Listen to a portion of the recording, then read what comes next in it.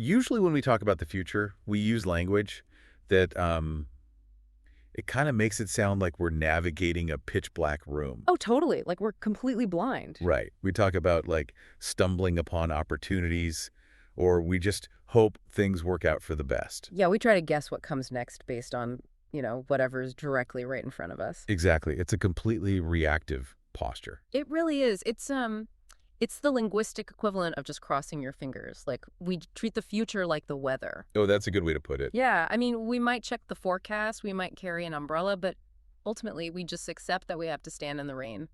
Or, enjoy the sun. We're just at the mercy of the elements. Well, what if you could treat the future less like the weather and more like architecture? Right.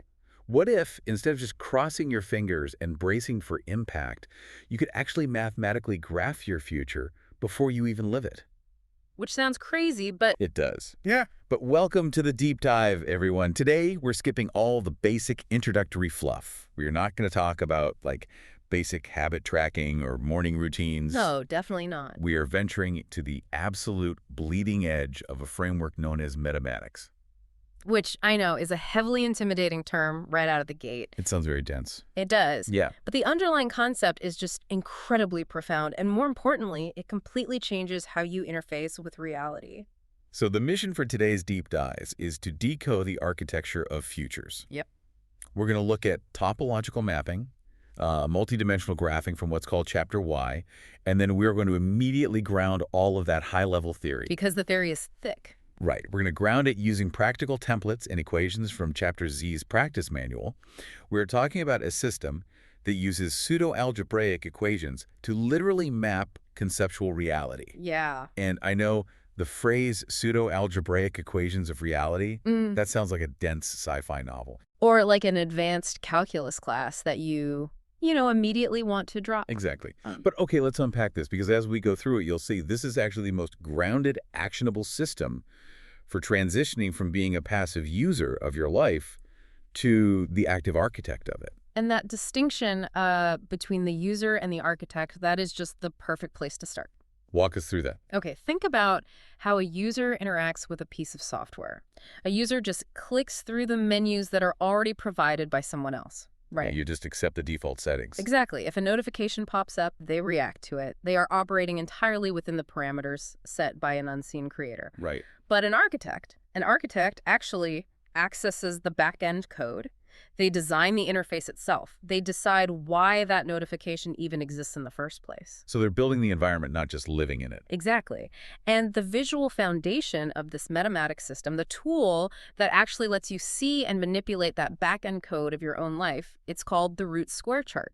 And just to paint a picture for you listening, this is not your standard corporate flowchart. Oh, no. If you're imagining like a hierarchy of boxes with little arrows pointing down to smaller boxes, throw that out. Throw it entirely out. It's a recursively drawn, multidimensional graph. Right.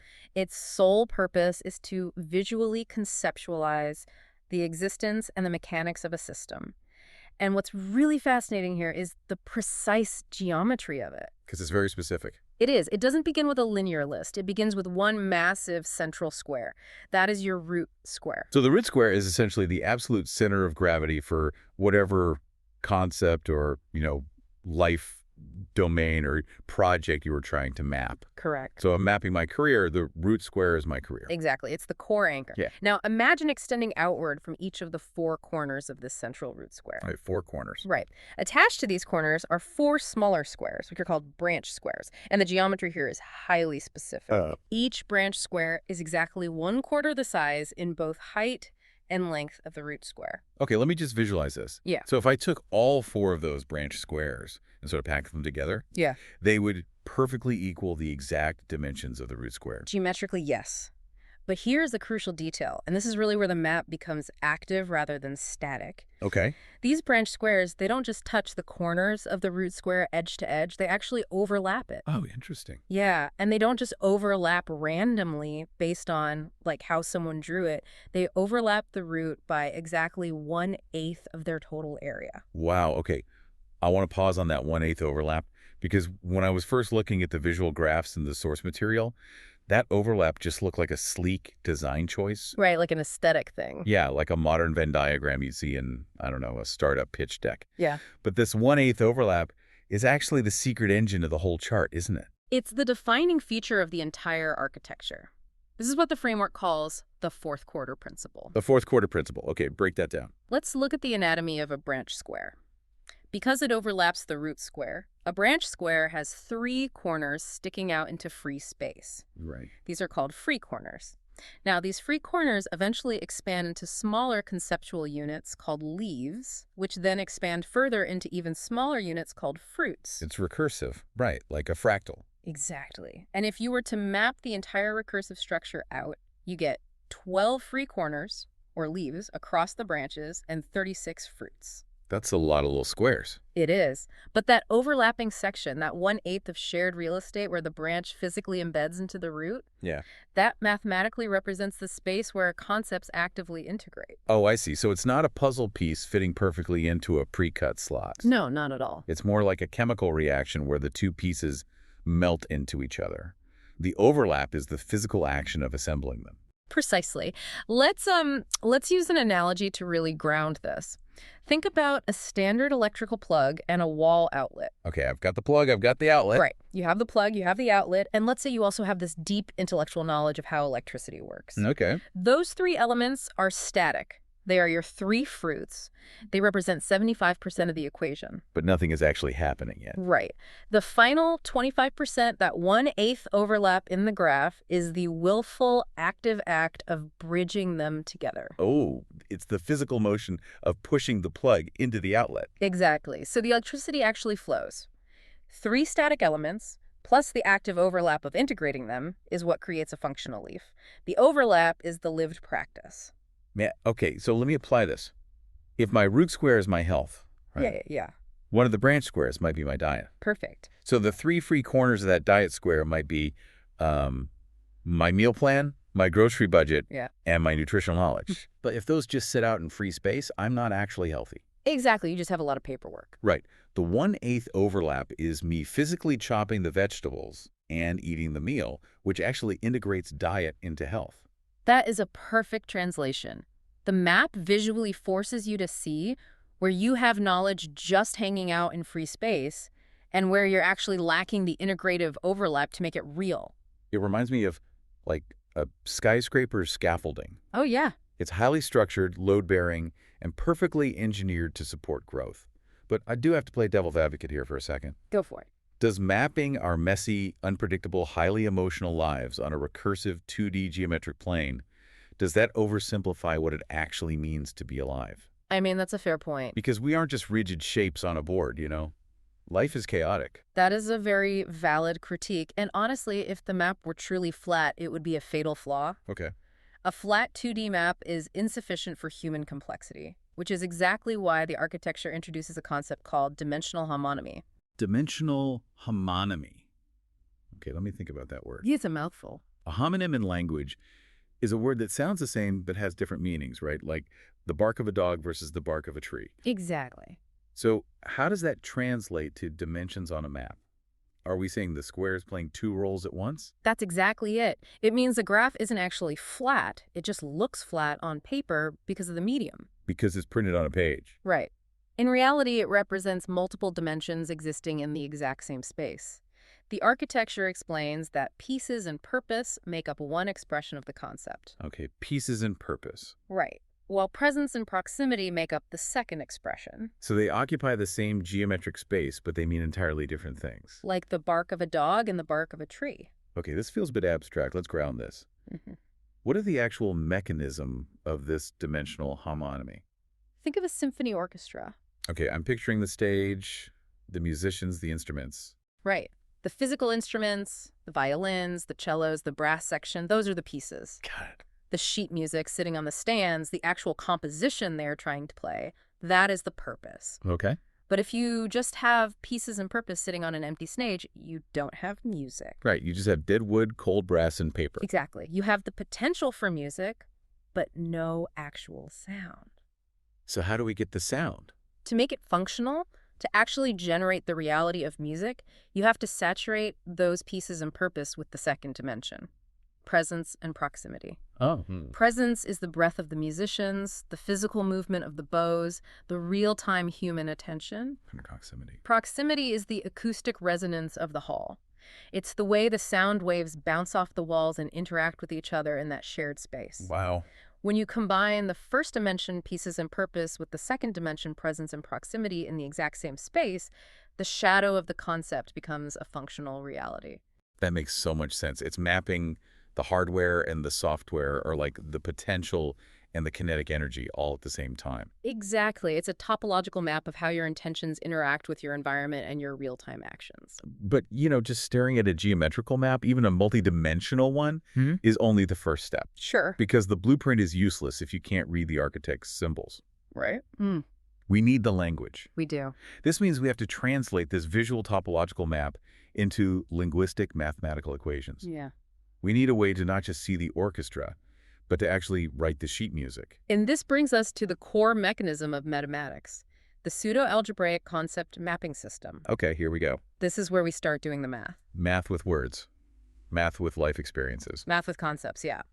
The system uses mathematical operators to map conceptual relationships rather than numerical values. Okay. The foundational format for an equation in this system looks like this: A over B, then a synthesis operator, then C over D.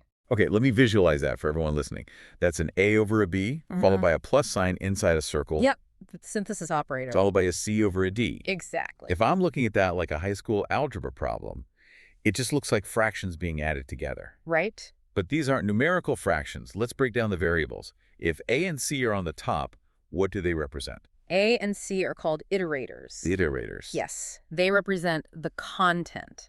This is the raw material, the intrinsic skills, the energy, the desire, or the specific action that you are bringing to the table. So if the iterator is the fuel, I'm guessing B and D on the bottom are the engine block shaping the explosion. Oh, I like that, yes. Like the roadblocks or the environment I'm forced to operate in. That's a great way to look at it. B and D are the delineators. They represent the context. Delineators? Right. They are the filters, the environments, the cultural norms, or the structural constraints that shape and contain your iterator. Okay, so that slash symbol, the division sign between the iterator A and the delineator B, it doesn't mean divide A by B mathematically. No. In Meta-Matics, the division symbol means filtered by or expressed through. Okay, so A over B means your raw material, your iterator, is being filtered by your environment, your delineator. Exactly. It's the friction.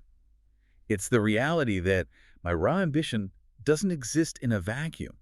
It exists inside a specific corporate structure or, specific marriage. Yes, it's always contextualized. And what about that other symbol, the plus sign inside a circle? That is the synthesis operator. It means integrated with. Integrated with. Right. It shows how two complete relationships, like your A over B relationship and your C over D relationship, fuse together to create a completely new emergent system. Okay. And we should also mention the asterisk, the standard multiplication symbol. What does that pop up to? It does. In this language, multiplication doesn't just mean adding things together rapidly. It represents synergistic amplification. Amplification. Yeah, it means exponential growth, where two things reciprocally strengthen each other in a feedback loop. I know we're throwing a lot of abstract symbols around here, but there is a really fascinating connection to linguistics in the source material that made this click for me. Oh, the Chomsky connection. Yeah. Think about Noam Chomsky's theory of universal grammar. Yes, the parallels are striking. And they're intentional. Explain that for the listener. So Chomsky's theory argues that all human language is built on a universal grammar. Right. Underneath English, Mandarin, Swahili, there's this universal scaffolding, certain innate cognitive principles combined with domain-specific variations, which are the actual vocabularies of those specific languages. Right. Meta-Matics argues the exact same thing for lived experience. It says that human reality has a universal grammar. So conceptual mastery equals universal operators like your plus, minus, multiply, divide, and synthesis symbols combined with domain-specific variables, which are just the specific details of your life. Exactly. The math operators are the universal grammar. The specific things happening at your job or in your home are the domain-specific vocabulary. Okay, here's where it gets really interesting. Let's write a literal equation for psychological state so we can see how this universal grammar works. Let's do it. Let's map out a scenario. Imagine waking up on a Tuesday morning. You sit at your desk, you look at your laptop, and you just feel entirely suffocatingly stuck at work. We've all been there. Usually in that moment, what do? We use incredibly imprecise language. We say, I feel bad today, or I'm unmotivated, or I hate my job. And we internalize it. We blame ourselves. Exactly. But let's map it using the pseudo-algebra. The equation for this moment might look like this. Curiosity over support. Synthesis symbol. Time over engageability. Okay, let's translate that using our operators and see the diagnostic power of this map. Let's look at the first fraction. Curiosity over support. Your curiosity, which is your iterator, your raw content, your desire to learn and explore, is being filtered by the support you have in your environment, which is your delineator.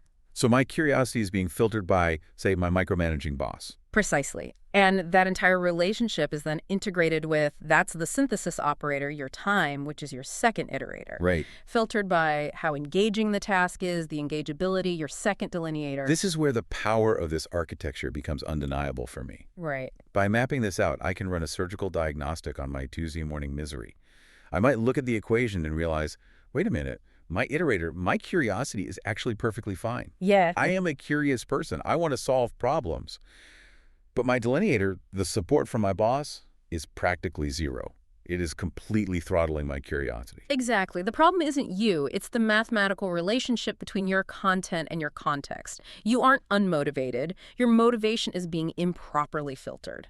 Or maybe I look at the second half of the equation. My time iterator is abundant. I have 40 hours a week to dedicate to this project. Right. But the engageability of the project, the delineator, is terrible. It's mindless data entry. Yeah, it's crushing your time. By identifying the exact variables, I move from this vague, heavy sense of frustration to surgical precision.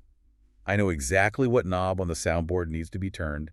I don't need to fix my curiosity. I need to change my support structure. That is the exact shift from user to architect. Wow. A user just feels the frustration and quits the app. The architect opens the equation, isolates the exact variable causing the crash, and rewrites it. But knowing which knob to turn is one thing, right? Actually, rewiring the board is another. Diagnosing the problem on a Tuesday morning is great. Yeah. But how do I fix it? Right, the application phase. Yeah, identifying the variables is merely the diagnostic phase. To actually solve these equations and architect a new reality, we have to open Chapter Z's practice manual. Yes, we have to transition into the practical application. And Chapter Z provides the exact templates to rewrite the code, doesn't it? It does. This is where the theory becomes relentlessly, almost aggressively practical. I love that.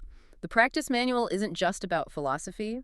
It provides over 50 pre-built equations and templates. It gives you the exact formulas to rewrite the code of your life so you can design futures intentionally rather than just reacting to the weather.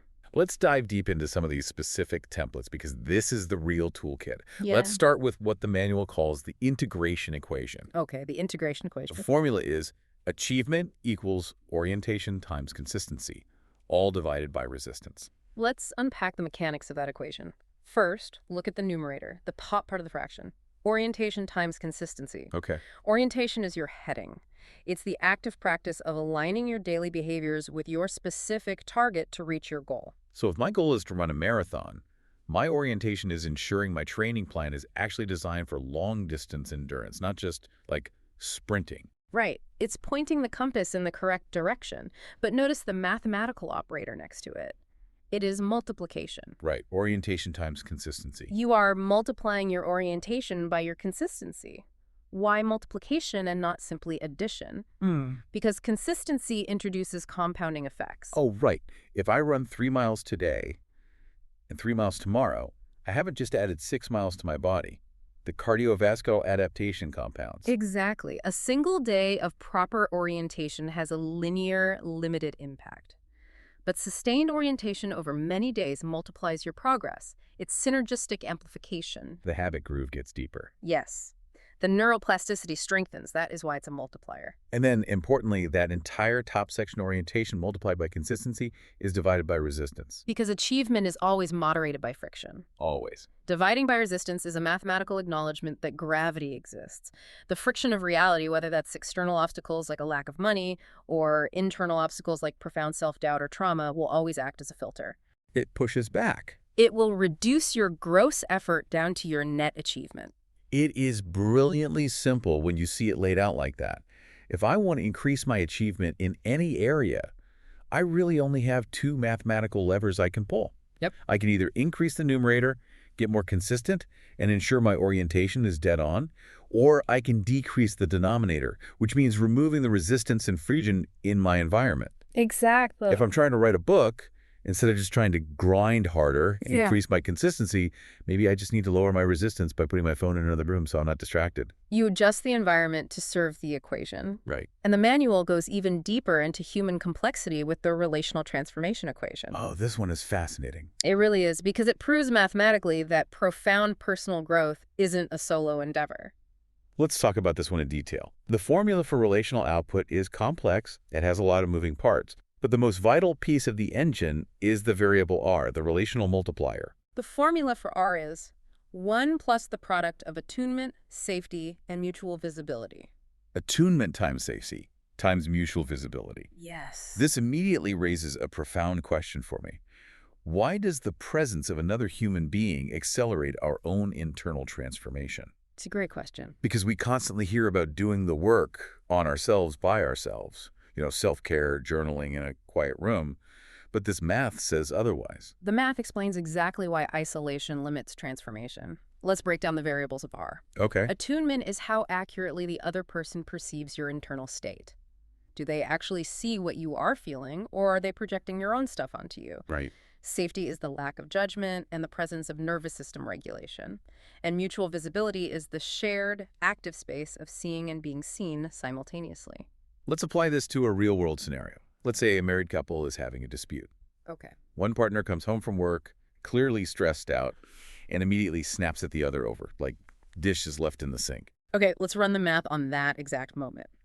If the second partner has high attunement, they can perceive the underlying stress. They know it's not actually about the dishes. Right. But if safety is low, meaning they feel attacked and immediately get defensive, what happens to the R multiplier? Well, because it's multiplication. If safety is near zero, the whole equation collapses. Anything multiplied by zero is zero. Exactly. Even with high attunement, the lack of safety zeroes out the potential for transformation in that moment. It just becomes a fight. It's just friction. But imagine a scenario where all three variables are high. The partner sees the stress, that's attunement. They respond calmly and without judgment, that's safety. And they sit down together to actively discuss the underlying pressure, mutual visibility.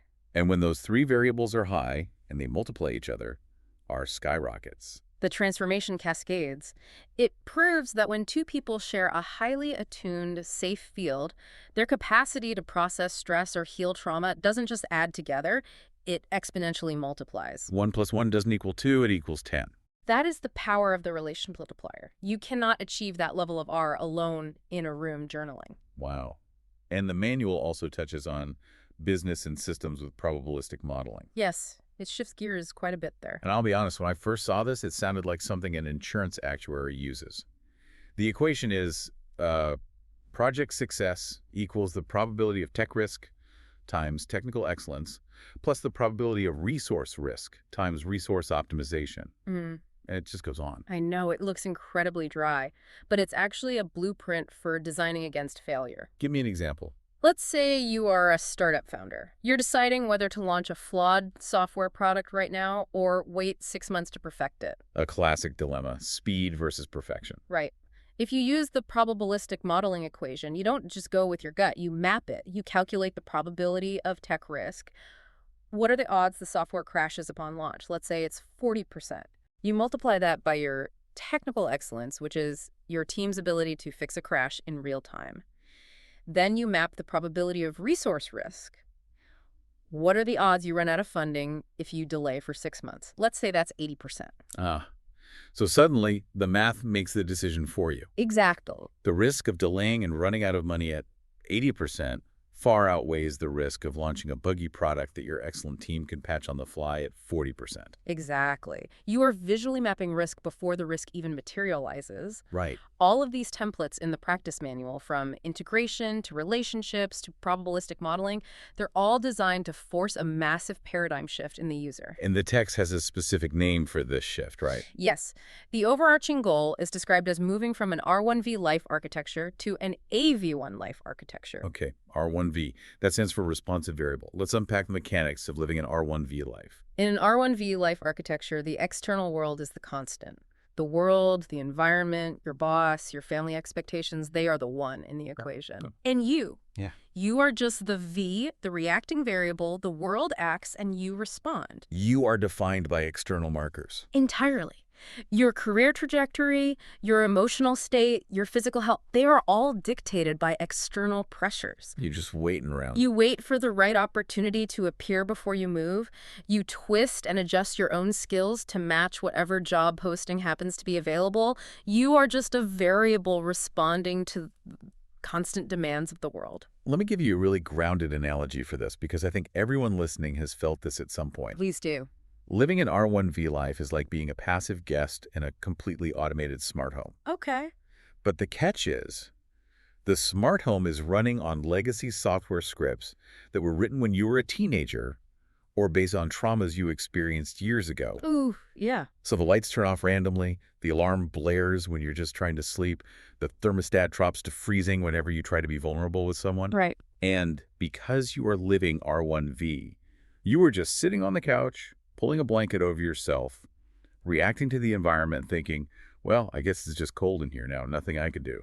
That is exactly what an automated trauma response or a deeply ingrained limiting habit feels like. You feel like the victim of your own internal environment. Right. But using these equations, using the practice manual, that is like finally finding the laptop, logging into the admin backend of the smart home, and rewriting the code for the thermostat. Yes. You aren't just putting on a sweater anymore.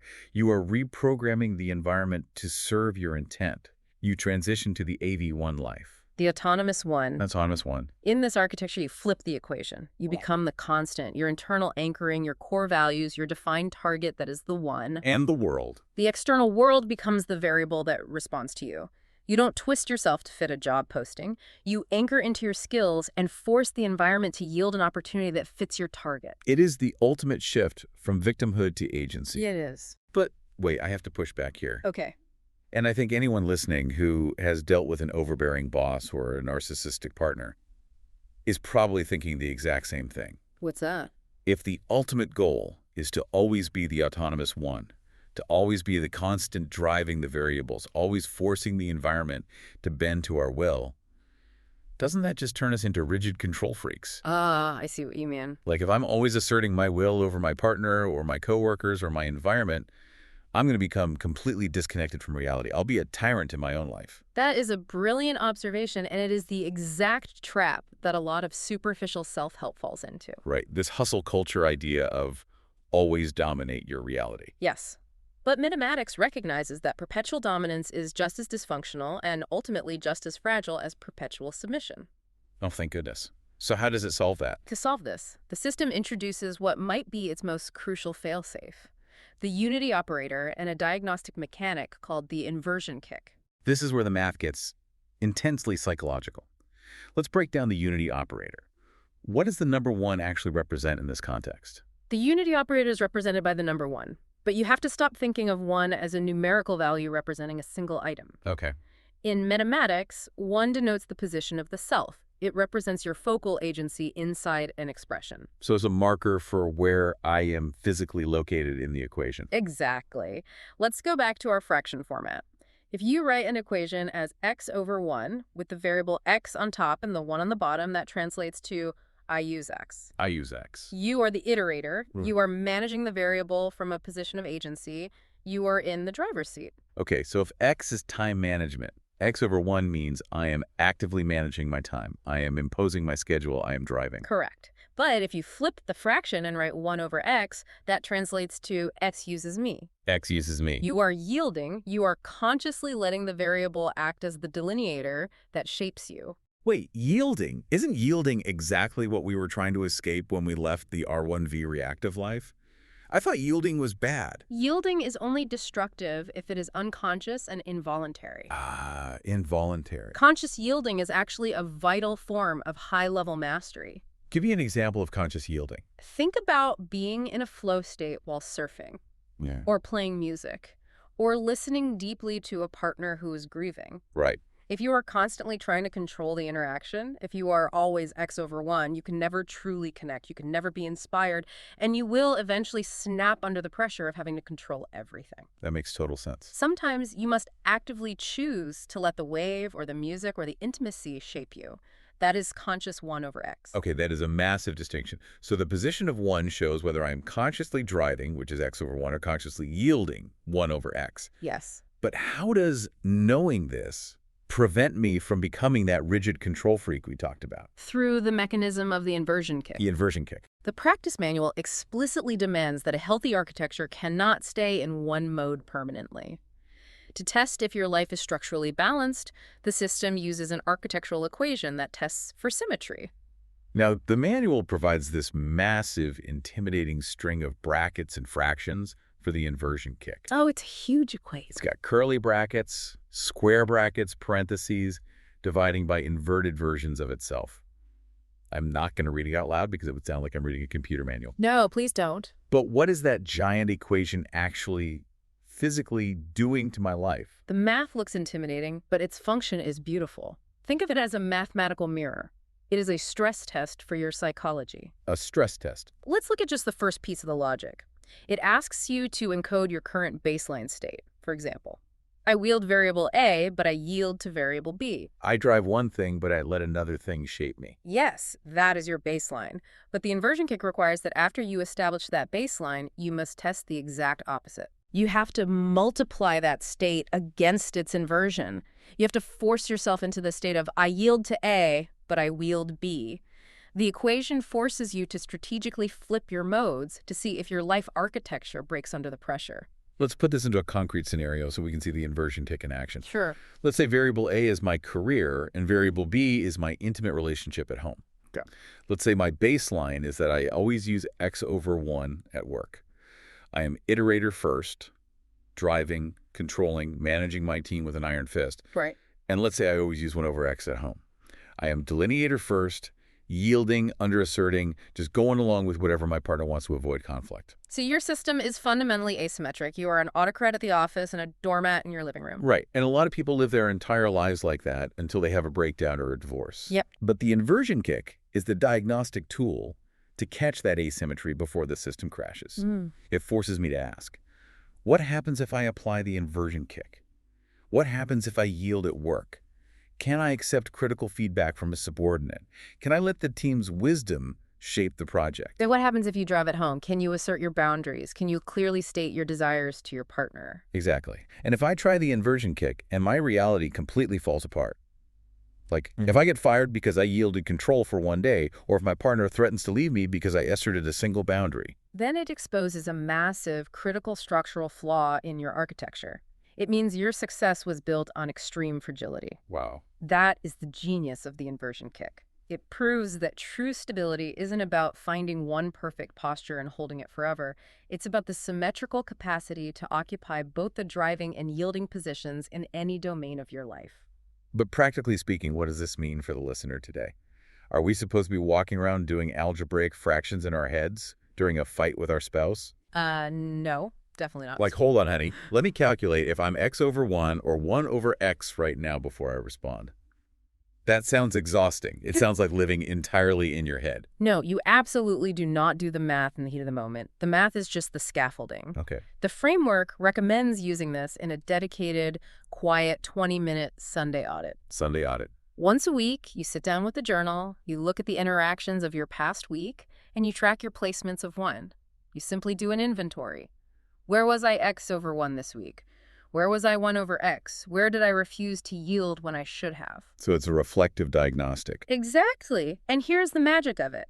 Over time, you don't need the paper anymore. You don't need the explicit equations. Okay. Yeah, the math dissolves into a natural reflex. The text calls this state flexible autonomy. Flexible autonomy. You develop an embodied, instinctive knowing of when to drive and when to yield. You can shift gears depending on the terrain without ever thinking about the clutch. So the scaffolding dissolves. We use the heavy mathematical equations to build the building, to force our brains to see the structures. But once the building can stand on its own, we take the metal poles away. This dissolution of the scaffolding, where the conscious, deliberate, sometimes clunky math becomes an unconscious, fluid mastery of living that is the ultimate endgame of the Meta-Matics curriculum. It means you haven't just memorized the architecture, you have internalized it. Which naturally brings us to the final frontier of this system. Right, Chapter Z's endgame. What happens when these quarter-second transformations, these daily yielding and driving decisions, and these Sunday audits compound over years? Do we just keep doing audits forever? Are we just the accountants of our own lives until we die? No, thankfully. If you maintain the practice, you cross a threshold into a phase the framework calls saturated synergization. Saturated synergization. This is where you develop meta-pattern recognition. So the system provides a mastery equation for this exact state, doesn't it? It does. It expresses mastery, not as a static finish line, but as the infinite accumulation of transformation cycles. But it's not just adding one cycle to the next.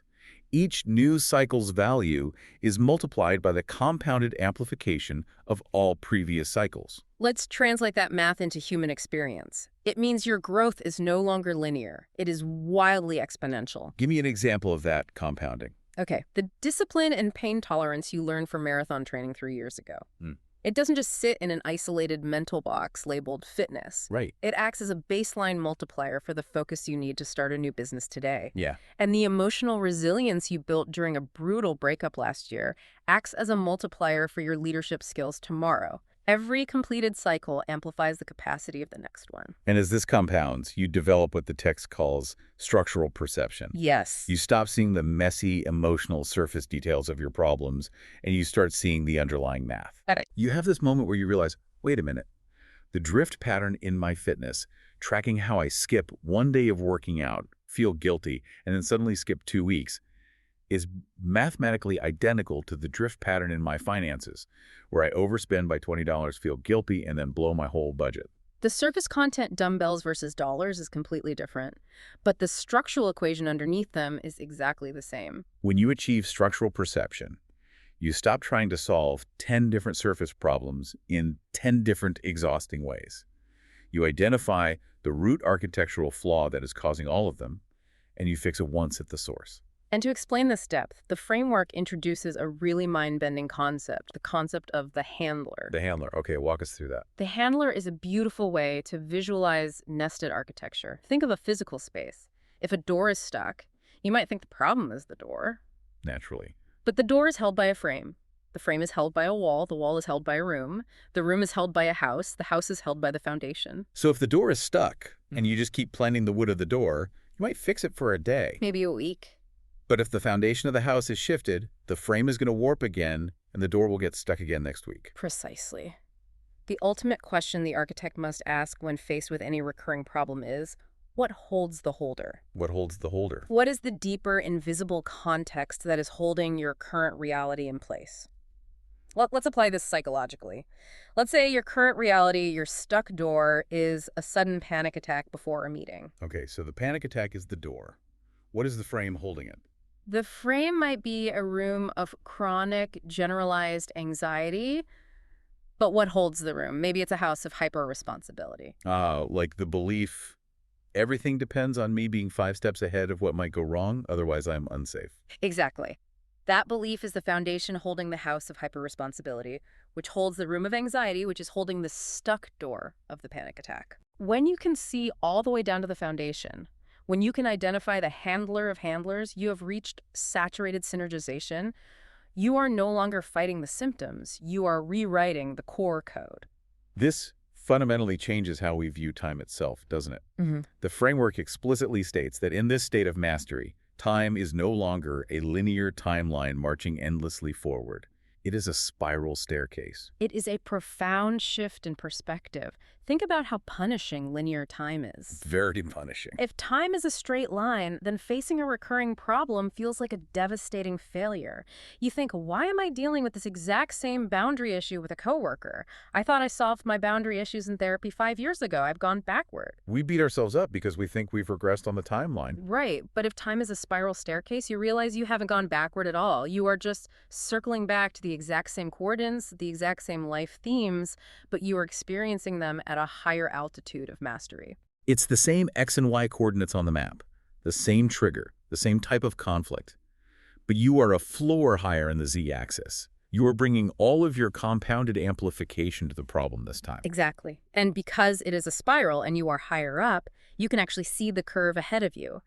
This entirely demystifies the concept of intuition. How so? Intuition isn't magic. It isn't psychic foresight or mystical energy. It is simply recognizing the geometric patterns of the weather system forming ahead of you on the curve of the spiral. Because you've seen the shape before. Because you have mathematically mapped the geometry of that exact curve on a lower floor in the past, your brain recognizes the equation up before the events even fully materialize. It brings everything we've talked about today full circle. Think about the evolution of you, the listener, just through the conceptual arc of this deep dive. It's quite a journey. We started by looking at the user, passively reacting to the interface, letting legacy scripts and unexamined delineators run the smart home of their life. Then we evolved into the architect, the person who learns to read the topological maps, who writes this pseudo-algebraic code to diagnose their Tuesday morning slumps, and who intentionally designs the 1/8 overlaps to force integration. But there's one final evolution. Right. The person standing at the top of the spiral staircase with saturated synergization is becoming a participant. A participant is someone who seamlessly inhabits the architecture they build. They aren't constantly auditing or calculating fractions or obsessing over their blueprints anymore. They don't need the scaffolding. They have internalized the math. They are co-creating with the broader meta-system, flowing between driving x over 1 and yielding 1 over x with complete embodied trust in their own structural integrity. Okay, let's take a breath and recap this intense journey. We started by visualizing the root square, realizing that the 1/8 overlapping space where concepts physically embed into each other is where real lived integration happens. We learned the pseudo-algebraic language of reality, how to map our raw iterators being filtered by contextual delineators, and how to use universal operators to diagnose our friction. Yes. We explored the practical templates to mathematically calculate compounding achievement, and we proved that relational transformation multiplies exponentially when attunement, safety, and mutual visibility are present. The R multiplier. We tested our own psychological symmetry with the inversion kick, making sure we aren't trapped in rigid dominance or endless submission. And finally, we arrived at saturated synergization, where we seek the handler of handlers, time spirals upward, and intuition becomes structural perception. It is, without a doubt, a complete architectural toolkit for rewriting reality. So here's the call to action for you listening right now. Grab the remote.